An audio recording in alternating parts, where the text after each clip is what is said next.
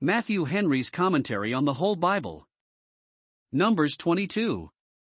At this chapter begins the famous story of Balak and Balaam, their attempt to curse Israel, and the baffling of that attempt. God's people are long afterwards told to remember what Balak the king of Moab consulted, and what Balaam the son of Beor answered him, that they might know the righteousness of the Lord. Micah 6 verse 5. In this chapter we have, Balak's fear of Israel, and the plot he had to get them cursed, verses 1 to 4. 2. The embassy he sent to Balaam, a conjurer, to fetch him for that purpose, and the disappointment he met with in the first embassy, verses 5 to 14. 3. Balaam's coming to him upon his second message, verses 15 to 21. 4. The opposition Balaam met with by the way, verses 22 to 35.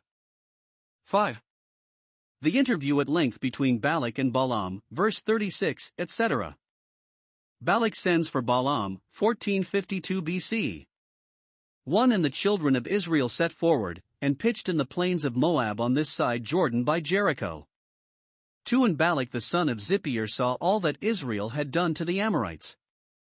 3. And Moab was sore afraid of the people, because they were many, and Moab was distressed because of the children of Israel. 4. And Moab said unto the elders of Midian, Now shall this company lick up all that are round about us, as the ox licketh up the grass of the field. And Balak the son of Zippor was king of the Moabites at that time. 5. He sent messengers therefore unto Balaam the son of Beor to Pethor, which is by the river of the land of the children of his people, to call him, saying, Behold, there is a people come out from Egypt. Behold, they cover the face of the earth, and they abide over against me. 6. Come now therefore, I pray thee, curse me this people, for they are too mighty for me. Peradventure I shall prevail, that we may smite them, and that I may drive them out of the land, for I wot that he whom thou blessest is blessed, and he whom thou cursest is cursed. 7. And the elders of Moab, and the elders of Midian departed with the rewards of divination in their hand, and they came unto Balaam, and spake unto him the words of Balak. 8. And he said unto them, Lodge here this night, and I will bring you word again, as the Lord shall speak unto me. And the princes of Moab abode with Balaam. 9. And God came unto Balaam and said, What men are these with thee? 10. And Balaam said unto God, Balak the son of Zippor, king of Moab, hath sent unto me, saying, 11. Behold, there is a people come out of Egypt, which covereth the face of the earth. Come now, curse me them, peradventure I shall be able to overcome them, and drive them out.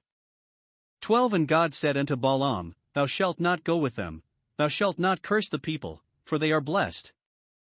13. And Balaam rose up in the morning, and said unto the princes of Balak, Get you into your land, for the Lord refuseth to give me leave to go with you. 14. And the princes of Moab rose up, and they went unto Balak, and said, Balaam refuseth to come with us. The children of Israel have at length finished their wanderings in the wilderness, out of which they went up, chapter 21 verse 18, and are now encamped in the plains of Moab near Jordan, where they continued till they passed through Jordan under Joshua, after the death of Moses. Now we have here 1. The fright which the Moabites were in upon the approach of Israel, verses 2 to 4.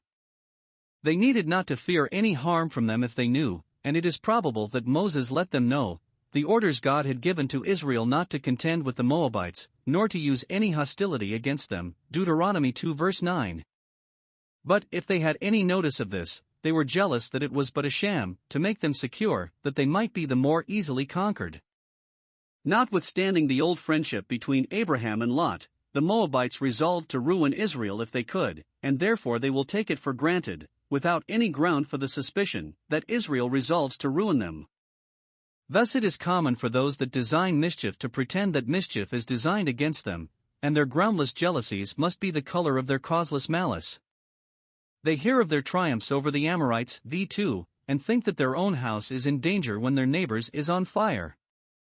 They observe their multitudes, verse 3. They were many, and hence infer how easily they would conquer their country, and all about them if some speedy and effectual course were not taken to stop the progress of their victorious arms. They shall lick up or devour us, and all that are round about us, as speedily and irresistibly as the ox eats up the grass. Verse 4, owning themselves to be an unequal match for so formidable an enemy. Therefore they were sorely afraid and distressed themselves, thus were the wicked in great fear where no fear was. Psalm 53 verse 5. These fears they communicated to their neighbors, the elders of Midian, that some measures might be concerted between them for their common safety, for, if the kingdom of Moab fall, the republic of Midian cannot stand long. The Moabites, if they had pleased, might have made a good use of the advances of Israel, and their successes against the Amorites. They had reason to rejoice, and give God and Israel thanks for freeing them from the threatening power of Sihon king of the Amorites, who had taken from them part of their country, and was likely to overrun the rest. They had reason likewise to court Israel's friendship, and to come into their assistance, but having forsaken the religion of their father Lot, and being sunk into idolatry, they hated the people of the God of Abraham, and were justly infatuated in their counsels and given up to distress. 2. The project which the king of Moab formed to get the people of Israel cursed, that is, to set God against them, who, he perceived, hitherto fought for them. He trusted more to his arts than to his arms, and had a notion that if he could but get some profit or other, with his powerful charms, to imprecate evil upon them, and to pronounce a blessing upon himself and his forces, then, though otherwise too weak, he should be able to deal with them. This notion arose 1. Out of the remains of some religion, for it owns a dependence upon some visible sovereign powers that rule in the affairs of the children of men and determine them, and an obligation upon us to make application to these powers. 2. Out of the ruins of the true religion, for if the Midianites and Moabites had not wretchedly degenerated from the faith and worship of their pious ancestors, Abraham and Lot, they could not have imagined it possible to do any mischief with their curses to a people who alone adhered to the service of the true God, from whose service they had themselves revolted. 3. The court which he made to Balaam the son of Beor, a famous conjurer, to engage him to curse Israel. The Balaam lived a great way off, in that country whence Abraham came, and where Laban lived, but though it was probable that there were many nearer home that were pretenders to divination, yet none had so great a reputation for success as Balaam, and Balak will employ the best he can hear of, though he send a great way for him, so much is his heart upon this project. And to gain him, 1. He makes him his friend, complaining to him, as his confidant, of the danger he was in from the numbers and neighborhood of the camp of Israel. They cover the face of the earth, and they abide over against me. Verse 5. 2. In effect he makes him his God, by the great power he attributes to his word. He whom thou blessest is blessed, and he whom thou cursest is cursed. Verse 6. The learned Bishop Patrick inclines to think, with many of the Jewish writers, that Balaam had been a great prophet, who, for the accomplishment of his predictions and the answers of his prayers, both for good and evil, had been looked upon justly as a man of great interest with God, but that, growing proud and covetous, God departed from him, and then, to support his sinking credit, he betook himself to diabolical arts. He is called a prophet, 2 Peter 2 verse 16, because he had been one, or perhaps he had raised his reputation from the first by his magical charms, as Simon Magus, who bewitched the people so far that he was called the great power of God, Acts 8 verse 10. Curses pronounced by God's prophets in the name of the Lord have wonderful effects, as Noah's, Genesis 9 verse 25, and Elisha's, 2 Kings 2 verse 24. But the curse causeless shall not come, Proverbs 26 verse 2, no more than Goliath's, when he cursed David by his gods, 1 Samuel 17 verse 43. Let us desire to have the prayers of God's ministers and people for us, and dread having them against us, for they are greatly regarded by him who blesseth indeed and curseth indeed. But Balak cannot rely upon these compliments as sufficient to prevail with Balaam. The main inducement is yet behind. Verse 7. They took the rewards of divination in their hand, the wages of unrighteousness, which he loved, 2 Peter 2 verse 15. 4. The restraint God lays upon Balaam, forbidding him to curse Israel. It is very probable that Balaam, being a curious inquisitive man, was no stranger to Israel's case and character, but had heard that God was with them of a truth, so that he ought to have given the messengers their answer immediately, that he would never curse a people whom God had blessed, but he lodges the messengers, and takes a night's time to consider what he shall do, and to receive instructions from God. Verse 8. When we enter into a parley with temptations, we are in great danger of being overcome by them. In the night God comes to him, probably in a dream, and inquires what business those strangers had with him. He knows it, but he will know it from him. Balaam gives him an account of their errand, verses 9 to 11, and God thereupon charges him not to go with them, or attempt to curse that blessed people. Verse 12. Thus God sometimes, for the preservation of his people, was pleased to speak to bad men, as to Abimelech, Genesis 20 verse 3, and to Laban, Genesis 31 verse 24. And we read of some that were workers of iniquity, and yet in Christ's name prophesied, and did many wondrous works. Balaam is charged not only not to go to Balak, but not to offer to curse this people, which he might have attempted at a distance, and the reason is given: they are blessed. This was part of the blessing of Abraham, Genesis 12 verse 3, I will curse him that curseth thee, so that an attempt to curse them would be not only fruitless, but perilous. Israel had often provoked God in the wilderness, yet he will not suffer their enemies to curse them, for he rewards them not according to their iniquities. The blessedness of those whose sin is covered comes upon them, Romans 4 verses 6 and 7. 5. The return of the messengers without Balaam. 1. Balaam is not faithful in returning God's answer to the messengers, verse 13. He only tells them, the Lord refuseth to give me leave to go with you. He did not tell them, as he ought to have done, that Israel was a blessed people, and must by no means be cursed, for then the design would have been crushed, and the temptation would not have been renewed, but he, in effect, desired them to give his humble service to Balak, and let him know that he applauded his project, and would have been very glad to gratify him, but that truly he had the character of a prophet, and must not go without leave from God, which he had not yet obtained, and therefore for the present he must be excused. Note, those are a fair mark for Satan's temptation that speak diminishingly of divine prohibitions, as if they amounted to no more than the denial of a permission, and as if to go against God's law were only to go without his leave. 2. The messengers are not faithful in returning Balaam's answer to Balak. All the account they give of it is, Balaam refuseth to come with us, verse 14, intimating that he only wanted more courtship and higher proffers, but they are not willing Balak should know that God had signified his disallowance of the attempt. Thus are great men wretchedly abused by the flatteries of those about them, who do all they can to prevent their seeing their own faults and follies. Balak's second message to Balaam, 1452 BC. 15 And Balak sent yet again princes more and more honorable than they. 16 And they came to Balaam, and said to him, Thus saith Balak the son of Zippor, Let nothing, I pray thee, hinder thee from coming unto me. 17 For I will promote thee unto very great honor, and I will do whatsoever thou sayest unto me. Come therefore, I pray thee, curse me this people.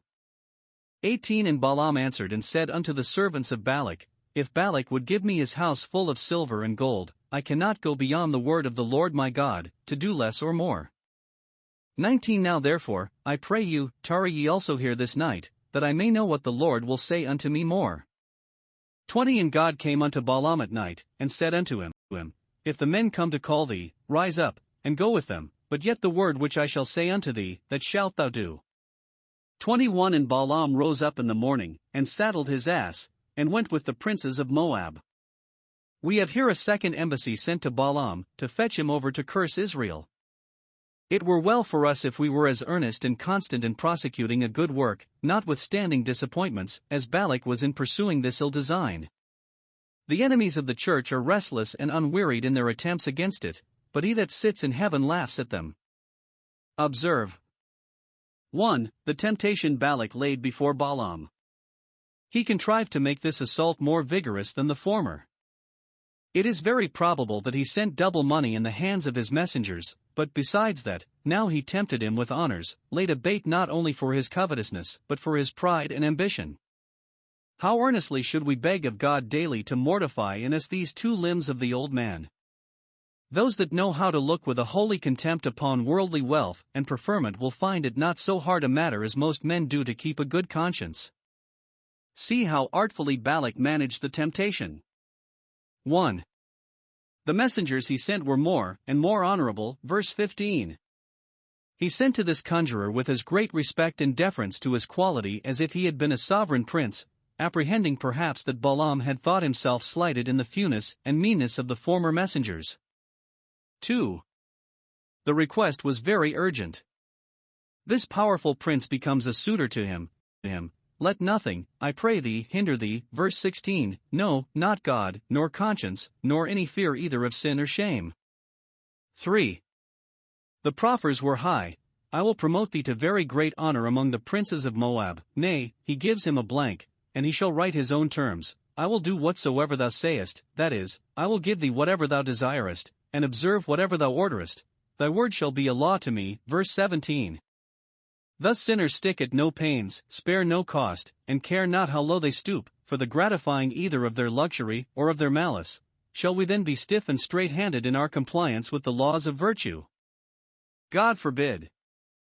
2. Balaam's seeming resistance of, but real yielding to, this temptation. We may here discern in Balaam a struggle between his convictions and his corruptions. 1. His convictions charged him to adhere to the command of God, and he spoke their language. Verse 18.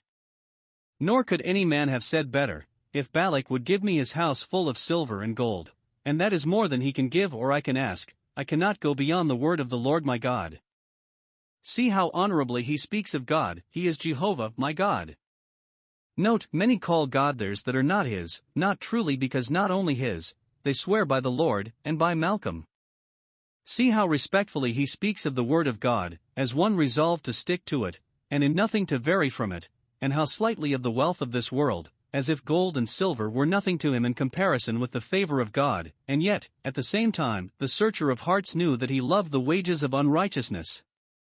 Note, it is an easy thing for bad men to speak very good words, and with their mouth to make a show of piety. There is no judging of men by their words. God knows the heart. 2. His corruptions at the same time strongly inclined him to go contrary to the command.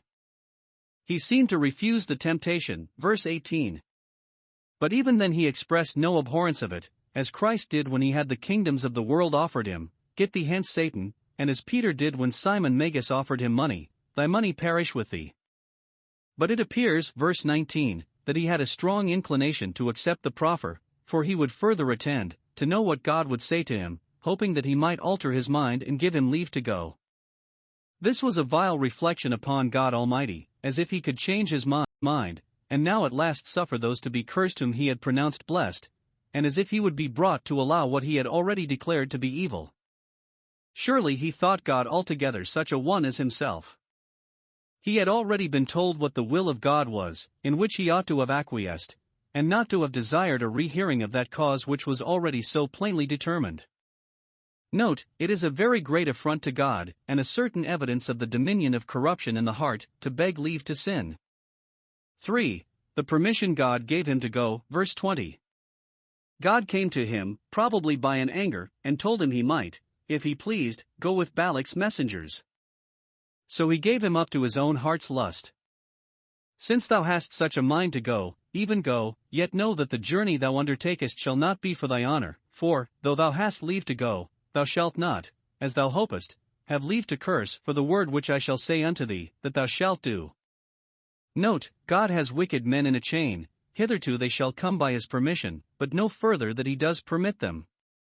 Thus he makes the wrath of man to praise him, yet, at the same time, restrains the remainder of it. It was in anger that God said to Balaam, go with them, and we have reason to think that Balaam himself so understood it, for we do not find him pleading this allowance when God reproved him for going. Note, as God sometimes denies the prayers of his people in love, so sometimes he grants the desires of the wicked in wrath. For his setting out in the journey, verse 21. God gave him leave to go if the men called him, but he was so fond of the journey that we do not find he stayed for their calling him, but he himself rose up in the morning, got everything ready with all speed, and went with the princes of Moab, who were proud enough that they had carried their point. The apostle describes Balaam's sin here to be that he ran greedily into an error for reward. Jude 11. The love of money is the root of all evil. God's displeasure against Balaam, remonstrance of Balaam's ass. The angel appears to Balaam, 1452 BC. 22 And God's anger was kindled because he went, and the angel of the Lord stood in the way for an adversary against him. Now, he was riding upon his ass, and his 2 servants were with him. 23 And the ass saw the angel of the Lord standing in the way, and his sword drawn in his hand, and the ass turned aside out of the way, and went into the field, and Balaam smote the ass, to turn her into the way. 24 But the angel of the Lord stood in a path of the vineyards, a wall being on this side, and a wall on that side. 25 And when the ass saw the angel of the Lord, she thrust herself unto the wall, and crushed Balaam's foot against the wall, and he smote her again. 26 And the angel of the Lord went further, and stood in a narrow place, where was no way to turn either to the right hand or to the left. 27 And when the ass saw the angel of the Lord, she fell down under Balaam, and Balaam's anger was kindled, and he smote the ass with a staff. 28 And the Lord opened the mouth of the ass, and she said unto Balaam, What have I done unto thee, that thou hast smitten me these 3 times? 29 And Balaam said unto the ass, Because thou hast mocked me, I would there were a sword in mine hand, for now would I kill thee. 30 And the ass said unto Balaam, Am not I thine ass, upon which thou hast ridden ever since I was thine unto this day? Was I ever wont to do so unto thee? And he said, Nay. 31 Then the Lord opened the eyes of Balaam, and he saw the angel of the Lord standing in the way, and his sword drawn in his hand, and he bowed down his head, and fell flat on his face. 32 And the angel of the Lord said unto him, Wherefore hast thou smitten thine ass these 3 times? Behold, I went out to withstand thee, because thy way is perverse before me. 33 And the ass saw me, and turned from me these 3 times, unless she had turned from me, surely now also I had slain thee, and saved her alive. 34 And Balaam said unto the angel of the Lord, I have sinned, for I knew not that thou stoodst in the way against me. Now therefore, if it displease thee, I will get me back again. 35 And the angel of the Lord said unto Balaam, Go with the men, but only the word that I shall speak unto thee, that thou shalt speak. So Balaam went with the princes of Balak. We have here an account of the opposition God gave to Balaam in his journey towards Moab. Probably the princes had gone before, or gone some other way, and Balaam had pointed out where he would meet them, or where they should stay for him, for we read nothing of them in this part of our narrative, only that Balaam, like a person of some quality, was attended with his 2 men. Honor enough, one would think, for such a man, he needed not be beholden to Balak for promotion. 1. Here is God's displeasure against Balaam for undertaking this journey. God's anger was kindled because he went, verse 22. Note 1. The sin of sinners is not to be thought the less provoking to God, because he permits it. We must not think that, because God does not by his providence restrain men from sin, therefore he approves of it, or that it is therefore not hateful to him. He suffers sin, and yet is angry at it. 2. Nothing is more displeasing to God than malicious designs against his people. He that touches them touches the apple of his eye. 2. The way God took to let Balaam know his displeasure against him, an angel stood in the way for an adversary. Now God fulfilled his promise to Israel, Exodus 23 verse 22, I will be an enemy to thy enemies. The holy angels are adversaries to sin, and perhaps are employed more than we are aware of in preventing it, particularly in opposing those that have any ill designs against God's church and people, for whom Michael our prince stands up, Daniel 12 verse 1, and Daniel 10 verse 21. What a comfort is this to all that wish well to the Israel of God, that he never suffers wicked men to form an attempt against them, without sending his holy angels forth to break the attempt and secure his little ones. When the prophet saw the 4 horns that scattered Judah, at the same time he saw 4 carpenters that were to fray those horns, Zech 1:18, etc. When the enemy comes in like a flood, the Spirit of the Lord will lift up a standard against him. This angel was an adversary to Balaam, because Balaam counted him his adversary. Otherwise those are really our best friends, and we are so to reckon them, that stop our progress in a sinful way. The angel stood with his sword drawn, verse 23, a flaming sword, like that in the hands of the cherubim, Genesis 3 verse 24, turning every way.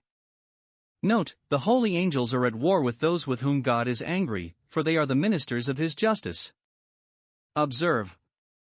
1. Balaam had notice given him of God's displeasure by the ass, and this did not startle him. The ass saw the angel, verse 23. How vainly did Balaam boast that he was a man whose eyes were open, and that he saw the visions of the Almighty, chapter 24 verses 3 and 4, when the ass he rode on saw more than he did, his eyes being blinded with covetousness and ambition and dazzled with the rewards of divination.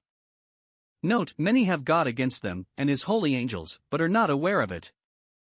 The ass knows his owner, sees his danger, but Balaam does not know, does not consider. Isaiah 1 verse 3. Lord, when thy hand is lifted up, they will not see. Isaiah 26 verse 11.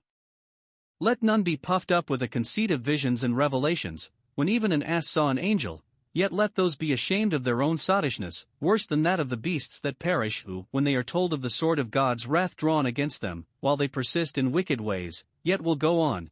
The ass understood the law of self-preservation better than so, for, to save both herself and her senseless rider, 1. She turned aside out of the way, verse 23. Balaam should have taken the hint of this, and considered whether he was not out of the way of his duty, but, instead of this, he beat her into the way again. Thus those who by willful sin are running headlong into perdition are angry at those that would prevent their ruin. 2. She had not gone much further before she saw the angel again, and to avoid him, ran up to a wall, and crushed her rider's foot, verses 24 and 25. How many ill accidents are we liable to in traveling upon the road, from which if we are preserved we must own our obligations to the divine providence, which by the ministry of angels keeps us in all our ways, lest we dash our foot against a stone. But if we at any time meet with a disaster, it should put us upon inquiring whether our way be right in the sight of God or no. The crushing of Balaam's foot, though it was the saving of his life, provoked him so much that he smote his ass the second time. So angry are we apt to be at that which, though a present uneasiness, yet is a real kindness. 3.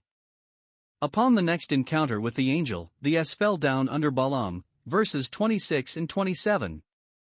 He ought to have considered that there was certainly something extraordinary in this, for his ass was not restive, nor did she use to serve him thus, but it is common for those whose hearts are fully set in them to do evil to push on violently, and break through all the difficulties which Providence lays in their way to give check to them, and to stop them in their career. Balaam the third time smote his ass, though she had now done him the best piece of service that ever she did him, saving him from the sword of the angel, and by her falling down teaching him to do likewise. 4. When all this would not work upon him, God opened the mouth of the ass, and she spoke to him once and again, and yet neither did this move him. The Lord opened the mouth of the ass, verse 28. This was a great miracle, quite above the power of nature, and wrought by the power of the God of nature, who made man's mouth, and taught him to speak, for otherwise, since we learn to speak purely by imitation, and therefore those that are born deaf are consequently dumb, the first man would never have spoken, nor any of his seed. He that made man speak could, when he pleased, make the ass to speak with man's voice. 2 Peter 2 verse 16. Here Mr. Ainsworth observes that the devil, when he tempted our first parents to sin, employed a subtle serpent, but that God, when he would convince Balaam, employed a silly ass, a creature dull and sottish to a proverb, for Satan corrupts men's minds by the craftiness of those that lie in wait to deceive, but Christ has chosen the foolish things of the world to confound the wise. By a dumbass God rebukes the madness of the prophet, for he will never want reprovers, but when he pleases can make the stones cry out as witnesses to him. Luke 19 verse 40, Habakkuk 2 verse 11. 1. The ass complained of Balaam's cruelty, verse 28. What have I done unto thee, that thou hast smitten me? Note, the righteous God will not see the meanest and weakest abused, but either they shall be enabled to speak in their own defense, or he will some way or other speak for them. If God would not suffer a beast to be wronged, much less a man, a Christian, a child of his own. We cannot open the mouth of the dumb, as God did here, but we may and must open our mouth for the dumb. Proverbs 31 verse 8, Job 31 verse 13. The ass's complaint was just, what have I done? Note, when we are prompted to smite any with hand or tongue, we should consider what they have done unto us, and what provocation they have given us. We hear it not, but thus the whole creation groans, being burdened. Romans 8 verse 22. It was much that Balaam was not astonished to hear his ass speak, and put to confusion, but some think that it was no new thing to him, being a conjurer, to be thus spoken to by his familiars. Others rather think that his brutish headstrong passion so blinded him that he could not observe or consider the strangeness of the thing. Nothing besots men worse than unbridled anger. Balaam in his fury wished he had a sword to kill his ass with, verse 29. See his impotency. Can he think by his curses to do mischief to Israel that has it not in his power to kill his own ass? This he cannot do, yet he fain would, and what would he get by that? but make himself so much the poorer, as many do, to gratify his passion and revenge. Such was the madness of this false prophet. Here Bishop Hall observes, "It is ill falling into the hands of those whom the brute creatures find unmerciful, for a good man regardeth the life of his beast." 2. The S reasoned with him, verse 30. God enabled not only a dumb creature to speak, but a dull creature to speak to the purpose. 3 things she argues with him from: first, his propriety in her, am not I thy ass? Note 1. God has given to man a dominion over the creatures, they are delivered into his hand to be used, and put under his feet to be ruled. 2. Even wicked people have a title to the possessions God gives to them, which they are not to be wronged of. 3. The dominion God has given us over the creatures is a good reason why we should not abuse them. We are their lords, and therefore must not be tyrants. Secondly, her serviceableness to him, on which thou hast ridden. Note, it is good for us often to consider how useful the inferior creatures are, and have been, to us, that we may be thankful to God, and tender of them. Thirdly, that she was not wont to do so by him, and had never before crushed his foot, nor fallen down under him. He might therefore conclude there was something more than ordinary that made her do so now. Note 1. The rare occurrence of an offense should moderate our displeasure against an offender. 2. When the creatures depart from their wonted obedience to us, we should inquire the cause within ourselves, and be humbled for our sin. 2. Balaam at length had notice of God's displeasure by the angel, and this did startle him. When God opened his eyes he saw the angel, verse 31, and then he himself fell flat upon his face, in reverence of that glorious messenger, and in fear of the sword he saw in his hand. God has many ways of breading and bringing down the hard and unhumbled heart. 1. The angel reproved him for his outrageousness, verses 32 and 33. Wherefore hast thou smitten thy ass? Whether we consider it or no, it is certain that God will call us to account for the abuses done to his creatures. Nay, he shows him how much more reason he had to smite upon his breast, and to condemn himself, than to fly out thus against his ass. Thy way is perverse before me, and then how canst thou expect to prosper? And how much wiser his ass was than himself, and how much beholden he was to her that she turned aside. It was for his safety, and not for her own, for had she gone on he had been slain, and she had been saved alive. Note, when our eyes are opened we shall see what danger we are in a sinful way, and how much it was for our advantage to be crossed in it, and what fools we were to quarrel with our crosses which helped to save our lives. 2. Balaam then seemed to relent, verse 34. I have sinned in undertaking this journey, sinned in pushing on so violently, but he excused it with this, that he saw not the angel, yet, now that he did see him, he was willing to go back again. That which was displeasing to God was not so much his going as his going with a malicious design against Israel, and a secret hope that notwithstanding the proviso with which his permission was clogged he might prevail to curse them, and so gratify Balak, and get preferment under him. It does not appear that he was sensible of this wickedness of his heart, or willing to own it, but when he finds he cannot go forward, he will be content, since there is no remedy, to go back. Here is no sign that his heart is turned, but if his hands are tied, he cannot help it. Thus many leave their sins only because their sins have left them. There seems to be a reformation of the life, but what will this avail if there be no renovation of the heart? 3. The angel however continued his permission, go with the men, verse 35. Go, if thou hast a mind to be made a fool of, and to be shamed before Balak, and all the princes of Moab. Go only the word that I shall speak unto thee, that thou shalt speak, whether thou wilt or no, for this seems not to be a precept, but a prediction of the event, that he should not only not be able to curse Israel, but should be forced to bless them, which would be more for the glory of God in his own confusion than if he had turned back.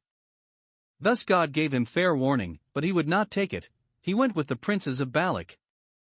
For the iniquity of Balaam's covetousness God was wroth, and smote him, but he went on frowardly. Isaiah 57 verse 17. Meeting between Balak and Balaam, 1452 BC. 36. And when Balak heard that Balaam was come, he went out to meet him unto a city of Moab, which is in the border of Arnon, which is in the utmost coast. 37. And Balak said unto Balaam, Did I not earnestly send unto thee to call thee? Wherefore camest thou not unto me? Am I not able indeed to promote thee to honor?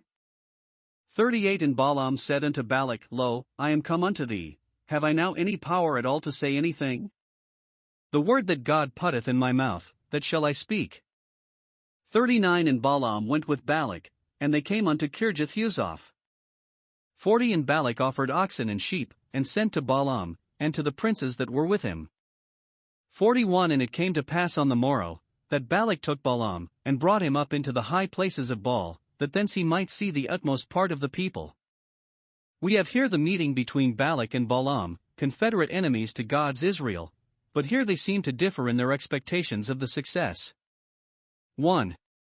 Balak speaks of it with confidence, not doubting, but to gain his point now that Balaam had come. In expectation of this, he went out to meet him, even to the utmost border of his country, verse 36, partly to gratify his own impatient desire to see one he had such great expectations from, and partly to do honor to Balaam, and so to engage him with his utmost power to serve him. See what respect heathen princes paid to those that had but the name and face of prophets, and pretended to have any interest in heaven, and how welcome one was that came with his mouth full of curses. What a shame is it then that the ambassadors of Christ are so little respected by most, so much despised by some, and that those are so coldly entertained who bring tidings of peace and a blessing. Balak has now nothing to complain of, but that Balaam did not come sooner, verse 37. And he thinks that he should have considered the importunity Balak had used, did I not earnestly send to thee? And the importunity of people inferior to kings has prevailed with many against their inclinations, and that he should also have considered Balak's intentions concerning him, am not I able to promote thee to honor? Balak, as king, was in his own kingdom the fountain of honor, and Balaam should have his choice of all the preferments that were in his gift. He therefore thinks himself affronted by Balaam's delays, which looked as if he thought the honors he prepared not worthy his acceptance. Note, promotion to honor is a very tempting bait to many people, and it were well if we would be drawn into the service of God by the honor he sets before us. Why do we delay to come unto him? Is not he able to promote us to honor? 2. Balaam speaks doubtfully of the issue, and bids Balak not depend too much upon him, verse 38 Have I now any power at all to say anything? I have come, but what the nearer am I? Gladly would I curse Israel, but I must not, I cannot, God will not suffer me. He seems to speak with vexation at the hook in his nose and the bridle in his jaws, such as Sennacherib was tied up with, Isaiah 37 verse 29. 3. They address themselves with all speed to the business. Balaam is nobly entertained overnight, a sacrifice of thanksgiving is offered to the gods of Moab for the safe arrival of this welcome guest, and his is treated with a feast upon the sacrifice, verse 40. And the next morning, that no time might be lost, Balak takes Balaam and his chariot to the high places of his kingdom, not only because their holiness, such as it was, he thought, might give some advantage to his divinations, but their height might give him a convenient prospect of the camp of Israel, which was to be the butter mark at which he must shoot his envenomed arrows. And now Balaam is really as solicitous to please Balak as ever he had pretended to be to please God. See what need we have to pray every day, Our Father in heaven, lead us not into temptation.